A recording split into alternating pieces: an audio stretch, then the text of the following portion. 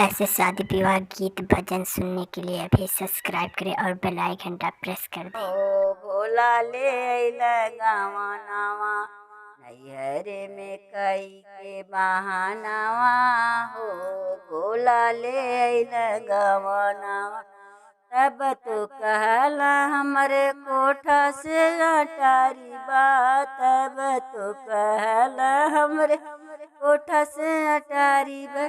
टूटाई माड़ाइया दिखावला हो। भोला ले अइला गावा नावा नैहरे में कई के बहानावा हो। भोला ले अइला गावा नावा तब तो कहला हमरे गदा से गलैचा बाट। तब तो कहला हमरे जे पूड़ी से कचौड़ी बाट। भांगिया का गोलावा देखावला हो। भोला ले अइला गावा नावा नैहरे में कई के बहानावा हो। भोला ले अइला गावा नावा तब तो कहला हमरे गदा से गलैचा बाट। तब तो कहला हमरे गदा से गलैचा बाट।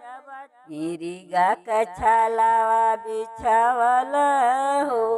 भोला ले अइला गावा नावा नैहरे में कई के बहानावा हो। भोला ले अइला गावा नावा तब तो कहला हमरे हाथी से घोड़ा बाट।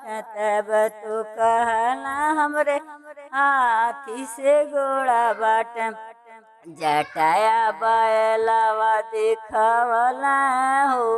भोला ले अइला गावा नावा नैहरे में कई के बहानावा हो। भोला ले अइला गावा नावा।